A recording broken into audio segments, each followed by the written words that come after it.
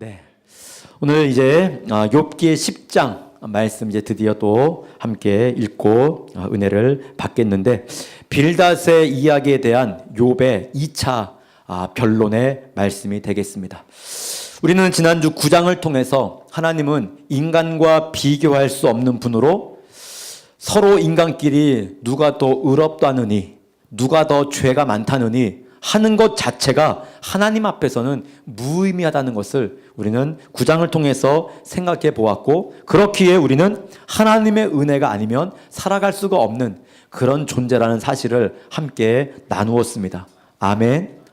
오늘 함께 봉독한 욥기 10장은 말할 수 없는 고난 중에서 욥이 하나님께 간청을 드리는 기도 형식으로 된 말씀입니다. 그래서 1장 1절부터 마지막 20절까지 계속해서 욥이 하나님께 기도를 합니다. 그러니까 이 말 자체가 기도하는 그런 형식으로 지금 되어 있다는 것입니다. 욥기 전체를 통해 욥의 안타까운 마음을 우리가 볼 수가 있지만, 특별히 오늘 함께 보실 이 욥기 10장의 말씀은 욥의 고통스러운 마음의 절정을 우리에게 보여준다고 할 수가 있겠습니다. 그래서 우리가 이제 살피면서 보시겠지만 한 절 한 절, 한 구절, 한 마디 한 마디가 욥이 얼마나 지금 고통 가운데 있는가를 절실하게 우리에게 보여주는 그런 내용으로 구성이 되어 있습니다. 뜻하지 않게 재산을 다 잊어버리고 귀한 자녀 10명을 하루아침에 다 앞서 보내고, 욥은 1장 말씀에서 내가 모태에서 알몸으로 나왔사온즉 또한 알몸으로 돌아가올지라 주신 자도 여호와시요 취하신 자도 여호와시니 여호와의 이름이 찬송을 받으실지니이다 라고 감당기 어려운 상황 속에서도 욥이 범죄하지 아니하고 하나님을 향하여 원망하지 않았다고 말씀을 했습니다. 그런데 자신의 몸에 이제 악성 종기가 생겨서 앉을 수도 없고 설 수도 없는 처지에 이르고, 그 고통이 이제 참을 수 있는 정도를 지나치게 되니까 그 입에서 자신도 모르게 원치 않는 말들이 마구 쏟아져 나왔습니다. 욥기 3장을 보시면 자신의 생일을 저주합니다. 차라리 태어나지 않았으면 좋았을 것이라고 그렇게 고백을 합니다. 근데 오늘 본문을 보시면 더욱더 강하게 자신의 삶에서 일어나는 일들을 가지고 하나님께 토로하고 있는 것을 보게 돼요.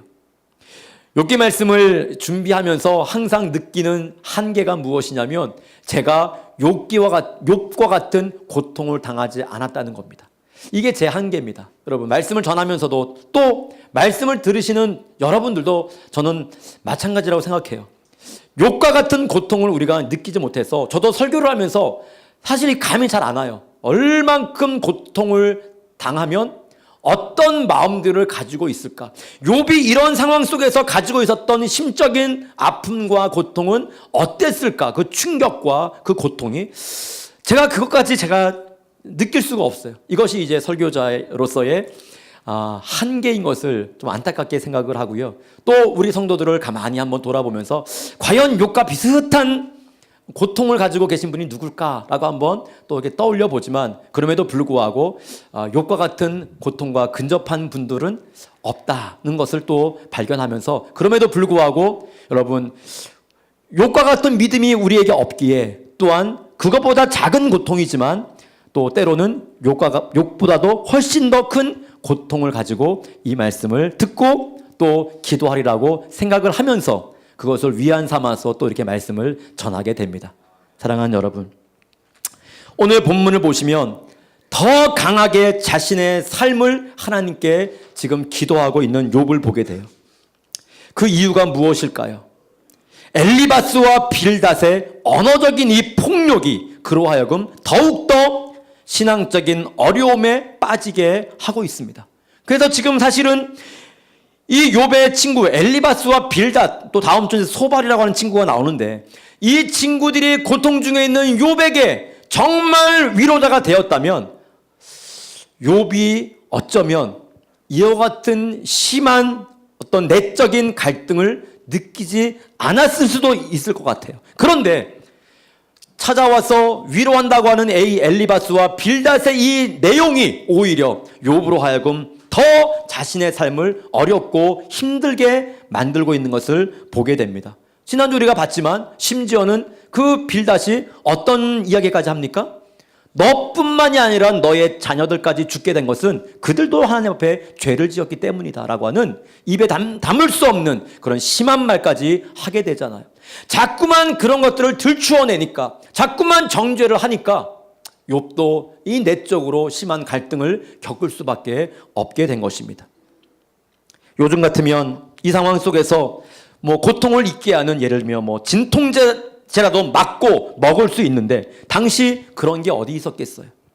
그러니 그 고통을 무엇으로 표현할 수가 있었겠습니까? 더 이상 친구들과의 대화를 이어갈 수 없었던 이 욥은 자신의 심정을 드디어 하나님 앞에 이제 고하기를 시작합니다. 우리 1절 말씀 한번 보겠습니다. 같이요. 시작. 내 영혼이 살기에 곤비하니 내 불평을 토로하고 내 마음이 괴로운 대로 말하리라. 누구한테 지금 하는 얘기입니까? 하나님께 하는 얘기입니다. 하나님, 이제 정말 내 영혼이 너무너무 힘이 듭니다. 너무너무 고통스럽습니다. 이제 나도 주님 앞에 뭐 해야 되겠다고요? 불평하겠습니다. 이 괴로운 마음 있는 대로 다 주님께 말하겠습니다. 욥이 정말로 인내하고 신앙으로 이걸 한번 넘겨보려고 했는데 도저히 여러 가지 상황들이 욥으로 하여금 그렇게 그것을 이기지 못하도록 하고 있어요. 그래서 지금 내 영혼이 살기에 너무 곤비합니다. 너무 힘들다는 것이죠. 닥쳐진 현실도 너무 힘들고 그 현실을 두고서 말하는 친구들도 너무 힘들고 그렇다는 얘기예요. 그래서 이제 내 불평 하나님께 다 이야기하고 내 마음이 지금 괴로운 대로 다 하나님 앞에 고백하겠다는 얘기입니다. 내 마음이 괴로운 대로 말하리라. 여러분, 성경 속에서 대표적인 사람이 누굽니까? 지난번에 한번 제가 말씀드렸던 것 같은데 하나님의 사람 엘리야입니다. 광야 로댓나무 아래서 이세벨의 편지 한 통을 받고 너무너무 공포에 떨었습니다. 이세벨이 죽인다고 편지를 써왔어요. 그래가지고 그 편지를 하나님께 펴놓고 하나님께 기도합니다. 있는 대로, 속에서 있는 대로 다 기도하죠. 뭐라고 기도하죠? 주여, 넉넉하오니 내 생명을 거두어 가십시오. 내 생명을 거두어 가십시오. 이게 뭐예요? 나를 죽여달라는 얘기죠. 이게 뭐예요? 내 마음이 괴로운 대로 말하리라고 하는 대표적인 이야기입니다. 엘리야도 그랬어요. 이제 나 됐습니다. 그러니 내 생명 하나님 가져가세요. 너무 힘이 듭니다. 그런 얘기죠. 욥도 오늘 그와 같은 이제 내적인 갈등을 가지고 하나님께 이야기를 하는 것이죠. 이제 본격적으로 욥이 하나님께 이야기를 이제 그 괴로운 마음을 이야기합니다. 2절 함께 보시겠습니다. 시작. 내가 하나님께 아뢰오리니 나를 정죄하지 마시옵고 무슨 까닭으로 나와 더불어 변론하시는지 내게 알게 하옵소서. 아멘. 차분하게 이야기를 시작합니다. 지금 욥이. 욥은 왜 자신이 이러한 고난을 당하고 있는지 알 수가 없었어요. 친구들이 말한 죄의 결과도 물론 아니었습니다. 자신은 하나님 앞에 죄를 지은 적이 없어요. 그래서 왜 이런 일이 일어나는지 하나님께 알려달라고 지금 이야기를 시작합니다.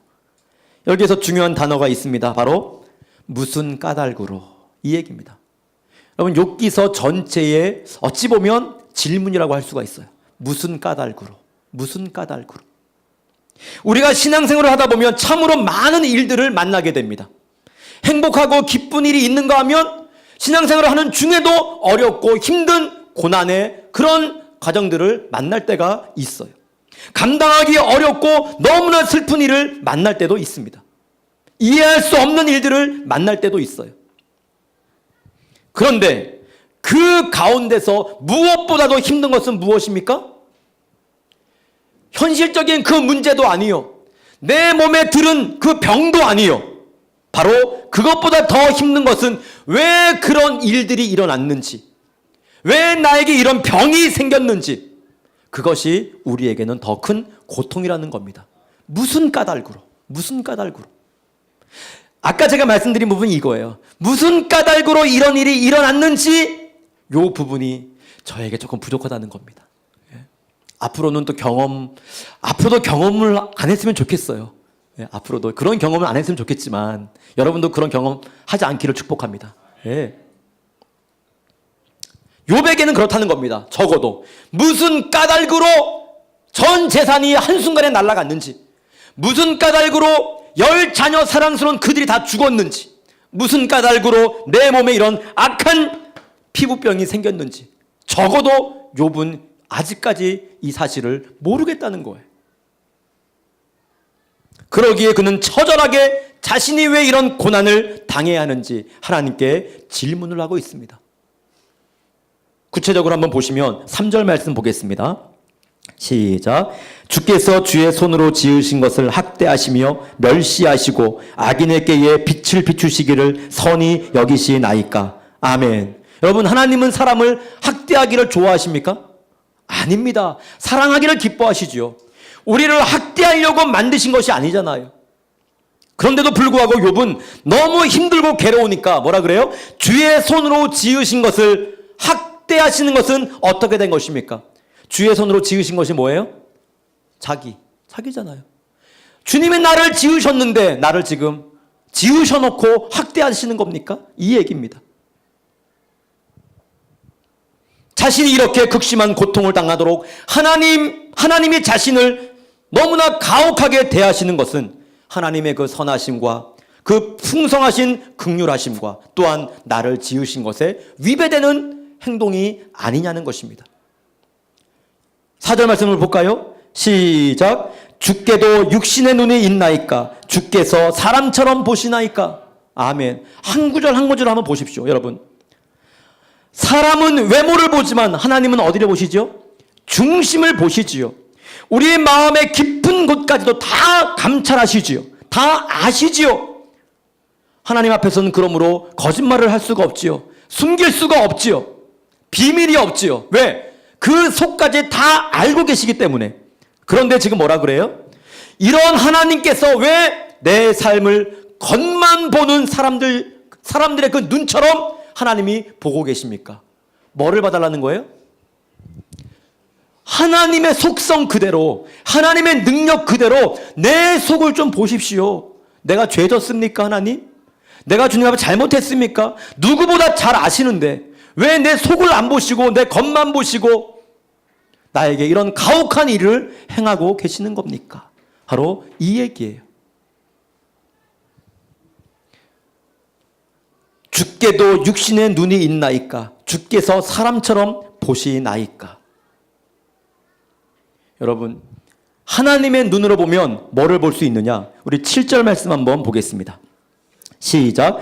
주께서는 내가 악하지 않은 줄을 아시나이다. 주의 손에서 나를 벗어나게 할 자도 없나이다. 아멘. 하나님의 눈으로 보면 뭐를 볼 수 있다는 거예요? 내가 죄를 짓지 않는 것을 볼 수가 있다는 겁니다. 하나님의 눈으로 보면 내가 어떤 자라는 거예요? 하나님 없으면 안 되는 자라는 것을 누구보다 하나님은 잘 아신다는 겁니다. 그런데 지금 무엇의 눈으로 보고 있다는 거예요?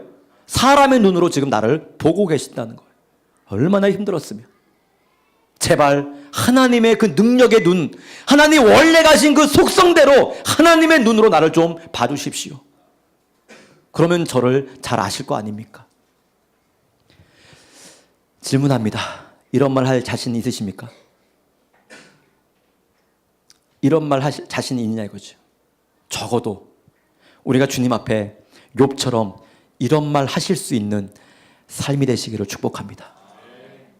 욥이 부러워요. 야, 욥은 어떻게 이런 말을 할 수 있을까? 하나님 앞에. 자신이 있으니까 이런 말 하는 거 아닙니까? 하나님의 눈으로 내 속을 좀 보십시오. 38절 지나서 38장 지나서 39장, 40장, 41장, 42장. 욥은 갑절의 축복을 받습니다. 이러한 면이 있기 때문에 그렇지 않았을까요? 적어도 이러한 면이 있었기에 하나님 자신 있는 신앙생활, 자신 있는 삶을 살았기에 이런 은혜를 받지 않았을까요? 우리는 때로 위로의 차원에서 참아라, 인내하라, 하나님의 갑절의 은혜를 주신다 이런 말을 욥기를 통해 가끔 하지만 그냥 받았을까요? 아닙니다. 이런 자신감이 있는, 이런 하나님 앞에 삶에 부끄러움이 없는 이 모습을 정말 하나님의 눈으로 보신 그 하나님께서 그에게 허락해 주신 줄로 믿습니다. 우리가 금요 성령 집회 때 그저께 제가 또 말씀을 드린 것이지만 하나님과 부딪히지 말라 그랬어요. 할렐루야. 하나님과 부딪히면 어떻게 돼요? 바위로 계란을 치면 어떻게 됩니까? 계란이 깨져요. 우리가 주님과 부딪히면 어떻게 되죠? 우리가 깨집니다. 절대로 주님과 부딪히면 안 되죠. 욥이 그랬다는 것입니다. 그랬을 때에 갑절의 축복을 받게 된 거예요. 내가 죄 없다는 것과 하나님 없으면 나는 안 된다는 사실을 하나님은 잘 알고 계신다는 것이 7절의 말씀이에요. 그런데 무슨 까닭으로 왜 나에게 이러시는지 자기는 알고 싶다는 겁니다. 도대체 모르겠다는 거예요. 무슨 까닭인지. 욥은 답답한 현실을 가지고 하나님께 계속 질문을 합니다. 여러분, 욥은 이 답답한 현실 속에서 자신의 삶을 진지하게 고민하면서 하나님을 대면해서 때로는 하나님을 인정하기도 하고 38장까지 계속 그래요. 때로는 하나님의 존재를 의심하기도 하면서 때로는 죽여달라고 하면서 다양한 지금 심리적인 상태를 우리에게 보여주고 있어요. 저는 지금 욥의 1년에 진행되는 하나님과의 대화 속에서 다양한 심리적인 상태를 오늘 우리가 이 말씀을 특별히 제가 보면서 느끼는 것이 하나 있습니다. 무엇이냐면 이와 같이 때로는 하나님을 인정하고 때로는 하나님의 존재를 의심하고 때로는 자신의 출생을 저주하고 때로는 나를 죽여달라고 그렇게 하면서도 계속해서 욥은 뭐를 향해 달려가고 있냐면 믿음을 향해 달려가고 있어요. 네. 신앙적인 해답을 향해서 달려가고 있습니다. 오늘 우리는 욥처럼 하나님에 대하여 고난에 대해서 나에 대해서 삶에 대해서 믿음에 대해서 진지하게 고민하면서 그러한가 아닌가 하나님과 씨름하는 그런 시간들을 가지고 있느냐는 것입니다. 내 미래의 삶에 대해서는 내가 고민하고 안절부절하는데 이 영적인 부분, 신앙적인 부분, 하나님과 관련하여 나와 하나님과의 관계 속에서 오늘 이 진지한 물음이 부족하다는 것입니다. 우리는 이런 시간들을 가져야 돼요. 이런 시간들. 하나님께서 왜 나에게 이런 고통을 주셨지? 하나님은 어떤 분이시지? 나는 누구지? 신앙이란 뭘까? 믿음이란 뭘까? 이런 진지한 고민들이 우리에게 있어야 된다는 겁니다.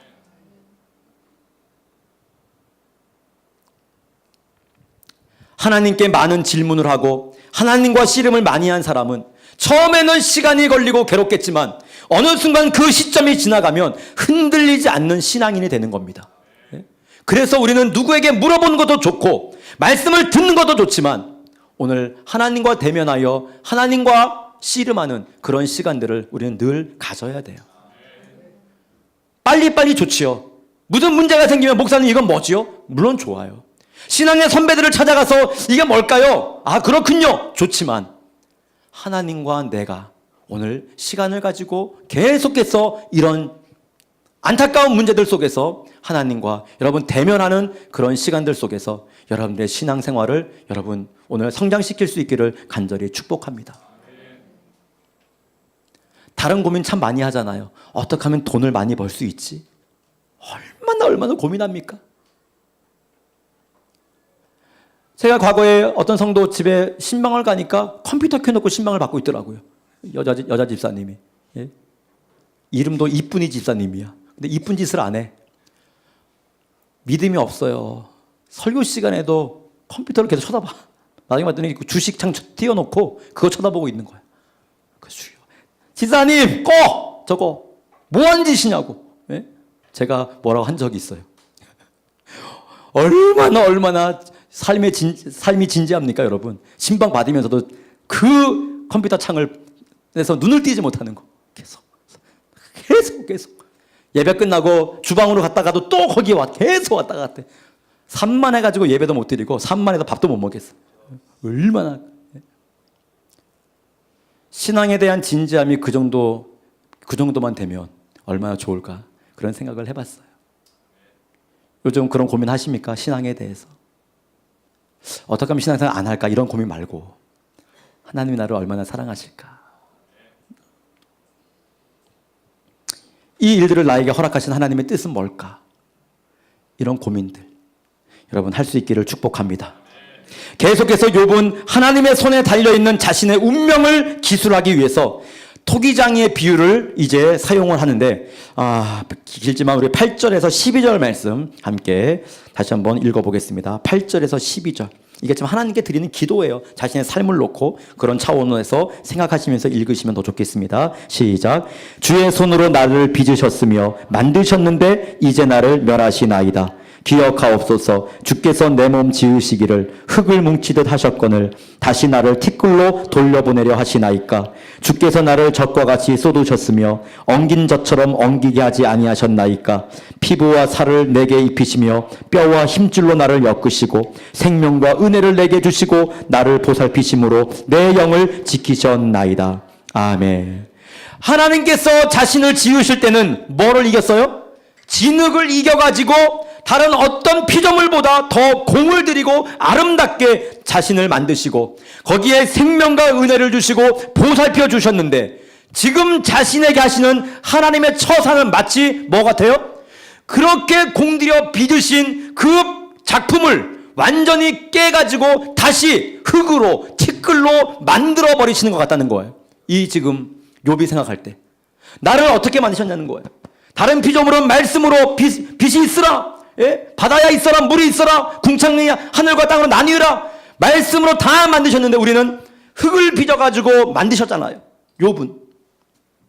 그런데 지금 하나님의 처사는 그 공들인 나를 다시 망치로 깨가지고 손으로 잘게 부숴가지고 발로 밟아가지고 마치 다시 흙으로 돌아가게 만드신 것과 같다.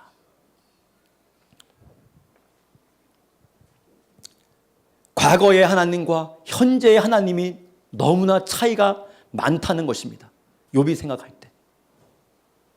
과거에 얼마나 욥에게 부어주셨습니까? 얼마나 행복하게 하셨습니까? 그 과거의 하나님이 지금 하나님과는 너무나 다르다는 거예요. 그런 하나님이 지금 욥에게 어떤 태도를 보이고 있다는 말입니까? 13절에서 17절 계속해서 읽겠습니다. 13절에서 17절 시작. 그러한데 주께서 이것들을 마음에 품으셨나이다. 이 뜻이 주께 있는 줄을 내가 아나이다. 내가 범죄하면 주께서 나를 죄인으로 인정하시고 내 죄악을 사하지 아니하시나이다. 내가 악하면 화가 있을 것이오며 내가 의로울지라도 머리를 들지 못하는 것은 내 속에 부끄러움이 가득하고 내 환난을 내 눈이 보기 때문이이다. 내가 머리를 높이 들면 주께서 젊은 사자처럼 나를 사냥하시며 내게 주의 놀라움을 다시 나타내시나이다. 주께서 자주자주 증거하는 자를 바꾸어 나를 치시며 나를 향하여 진노를 더하시니 군대가 번갈아서 치는 것 같으니이다. 아멘. 예전에 선하신 창조주의 모습은 온데간데 없이 이제는 어떤 하나님이에요? 지금 읽으신 본문에 보니까 나를 용서하지 않는 하나님이시라는 거예요. 자신을 해칠 생각을 품고 계신다는 거예요. 사나운 사자처럼 자신을 덮치고 상처를 내시는 하나님이라는 거예요. 그리고 17절에 보니까 주께서 자주자주 증거하는 자를 바꾸어 나를 치시며, 누구를 의미하는 겁니까? 친구들을 지금 의미하는 거예요. 위로한답시고 친구들이 와가지고 어제는 저 사람, 오늘은 이 사람, 내일은 이 사람이 와가지고 번갈아 가면서 나를 지금 힘들고 어렵게 하나님께서 치신다는 겁니다. 이 모든 것들을 지금 누가 하고 계신다는 거예요? 하나님이 하고 계신다는 거예요. 그럼에도 불구하고 이 구절 속에서 13절 하반절 말씀을 보시면 이 뜻이 주께 있는 줄을 내가 아나이다 라고 욥은 전제를 하고 지금 불평을 이야기하고 있어요. 여러분, 이게 중요합니다. 힘들고 어려운 수많은 일들 속에서 하나님이 나에게 그렇게 하셨다라고 지금 원망하고 불평하고 있는데, 그러나 욥이 지금 가지고 있는 하나 중요한 사실, 이 뜻이 주께 있는 줄을 내가 아나이다. 여러분, 어떤 상황 속에서도 욥처럼 믿음의 심지를 굳게 박으십시오. 때로 우리가 걸어가는 인생 여정 가운데 이해할 수 없지만 욥과 같은 고난과 연단을 경험할 때가 있습니다. 그러한 때에 끝까지 하나님께서 나를 도우시고 내 생명을 지키실 것이라는 확신을 여러분 갖고 계시기를 축복합니다. 이게 소중해요. 그래서 제가 우스갯소리로 가끔 드리는 말씀이 뭡니까? 시험 들어도 교회 나와서 시험 들어라. 어려움 당해도 말씀 듣고 어려움을 당해라. 이게 바로 그 뜻이에요. 아무리 힘들고 어려워도 욥은 이 신앙 하나는 흔들리지 않았어요. 이 모든 뜻이 하나님께 있다는 것입니다. 주님 안에서 고민하시고 주님 안에서 방황하십시오. 나에게 일어나는 모든 일들 속에 욥기 1장에서 보았듯이 하나님의 허락과 하나님의 섭리가 있다는 것을 깨닫는 여러분들 될 수 있기를 간절히 축복합니다. 지금 모든 고통이 다 하나님 섭리하에서 벌어지고 있는 거 아닙니까? 그럼에도 불구하고 그 심지가 흔들리지 않고 있지만 욥은 인간이기에 자신의 괴로운 마음을 남김없이 오늘 지금 하나님께 다 토로를 하고 있어요. 18절 19절 말씀입니다. 이제는 이렇게 발전을 합니다. 그의 마음이, 기도가.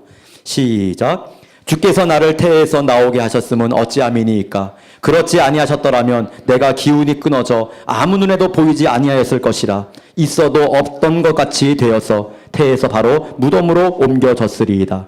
아멘. 한마디로 차라리 태에서 죽어버려 곧바로 무덤으로 갔더라면 이와 같은 상황을 내가 보지 않았을 것 아닙니까? 이 얘기예요. 태어나자마자 죽었더라면 이 고통 내가 보지 않았을 것인데 하나님 너무하다는 얘기죠. 그리고 20절에 보시면 이제 얼마 남지 않은 자신의 생애 가운데 고난을 이제 그만 그쳐주시고 잠시 동안만이라도 평안한 삶을 살게 해주시면 안 되십니까? 참, 한 구절 한 구절을 읽어보면 이 욥의 마음을 어느 정도 우리가 이해할 수 있고 그 고통의 정도를 우리가 알 수가 있어요. 이제 그만 고통 주시고 얼마 남지 않은 내 생에 하나님 평안하게 해주시면 안 됩니까? 오늘 10장을 이제 결론 지으면서 여러분 오늘 10장을 1절부터 22절까지 우리가 지금 보고 있는데요. 중요한 것은 오늘 이 엄청난 욥의 이 기도가 있는데 거기에 대한 하나님의 대답이 한 구절도 없다는 겁니다. 그래, 말 잘했다. 예를 들면 네가 그렇게 해가지고 내가 이렇게 한 거 아니냐 하면서 어느 질문에도 하나님이 한 번이라도 대답을 하셔야 되는데 천사를 통해서라든지 누구를 통해서라든지 하나님은 한마디도 대답을 하지 않으셨어요. 자신의 생일을 저주하지만 하나님의 대답이 없어요. 차라리 태에서 죽었더라면 좋았겠다고 하나님 앞에 기도했지만 거기에도 대답이 없어요. 이제 살 날도 얼마 남지 않았으니 제발 이 남은 기간만이라도 목숨 끊어지는 그날까지만이라도 나를 좀 평안하게 살게 해주십시오라고 기도를 했는데도 대답이 없으셨어요. 욥기 38장까지 이와 유사한 내용들이 계속 반복됩니다.